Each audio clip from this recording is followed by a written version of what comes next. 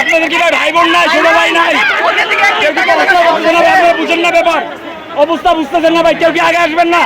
শিক্ষার্থীরা কি এত অভিভাবক? শিক্ষার্থীরা কি সবাই এত একা?